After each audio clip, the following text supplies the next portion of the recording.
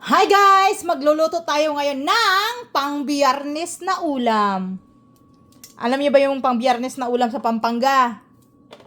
Ako alam. One of the favorite foodies in Philippines. Monggo! Tara, samahan niyo ako magluto. So, magigisa na tayo ngayon ng bawang. Mikos-mikos natin yung bawang. And hi to my new followers. Thank you. At sana hindi kayo magsawa hanggang sa mapansin ko po kayo. Kung manonood kayo sa mga videos ko sa aking Facebook, huwag niyong kalimutan mag-iwan ng bakas. At maganda sana kung tinatapos nyo rin yung panunood ng video kasi dagdag points po yan sa inyo. Sa akin at sa inyo. Both side po yan. So, sunod ko ang loya na pampaganda ng boses. Char! Mikos, mikos, mikos, mikos. Next, the onion. Ang gulay na laging nagpapaiyak kahit hindi ka broken hearted. Pinapaiyak ka neto. Ganun talaga.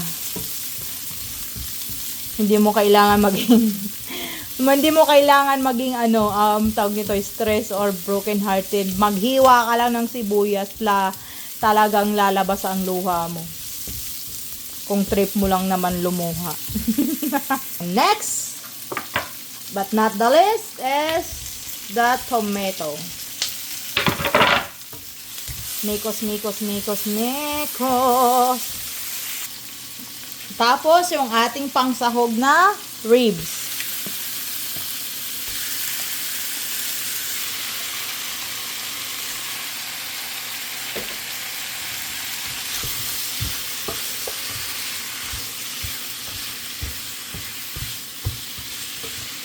Mikos, mikos, mikos, mikos.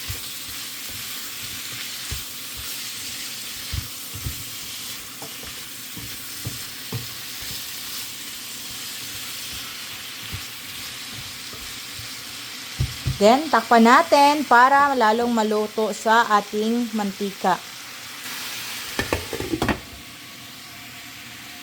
Tingnan natin ang ating ginigisa. Kung deserve na ba ay mikos-mikos. Deserve ka ba?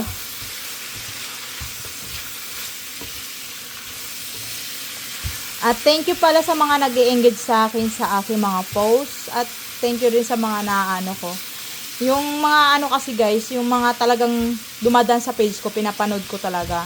Wala akong pinipili. At yung pinapanood kong mga content, tinatapos ko. Kaya yung sa mga hindi ko napapanood na hindi dumadaan sa page ko, pasensya na. Padaanin nyo sa page ko. Para naman, silayan ko ang inyong mga create content. Diba?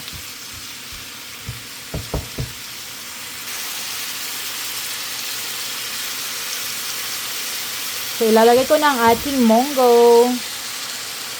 Pinakuluan namin to.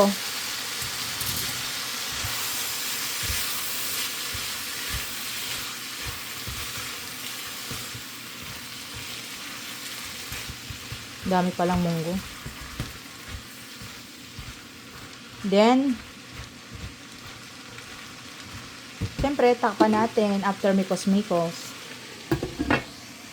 So, lagyan natin ng sabaw ang ating mini mikos-mikos na munggo.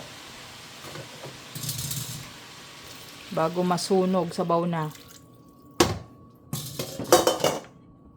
Siyempre, hihintayin natin kumulo ulit.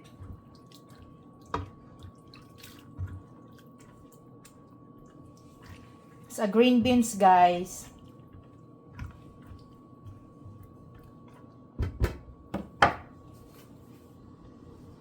So, habang pinapakuloan natin, lalagyan natin ng pork cubes.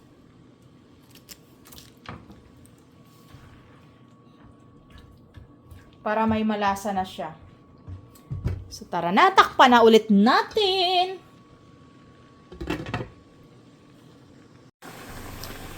So, hello, hello! Ito na ang ating munggo. Diba? Munggo is life. Ito yung namimiss ng mga anak ko. So, gumawa ko ng paraan para makahanap ng munggo at makapagluto. Wala man kaming alugbati or dahon ng ampalaya. Meron kaming spinach na lang ilalagay ko.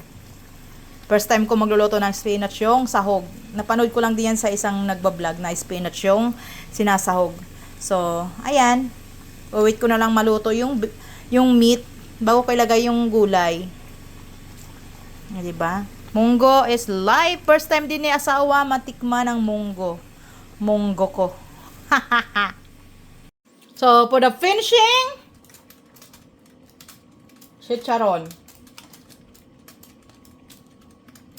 Ayan, chicharon nila dito.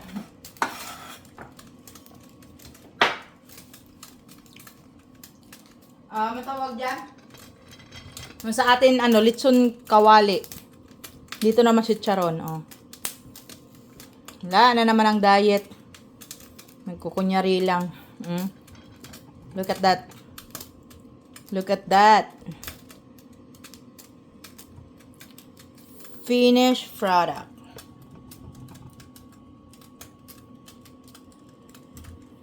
So, yun lang. So, ito ang ating nilulutong munggo with pork ribs and chicharon or cracklings.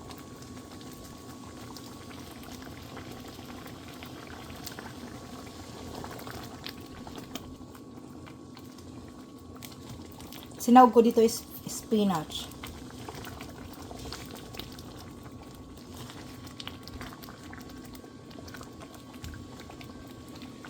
Munggo, green beans. Ganyan. Gulay-gulay naman. Pag may time.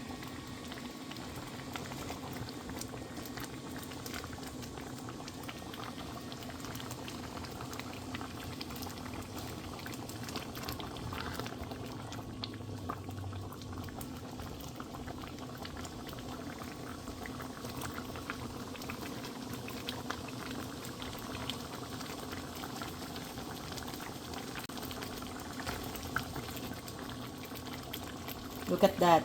Chicharon and pork ribs.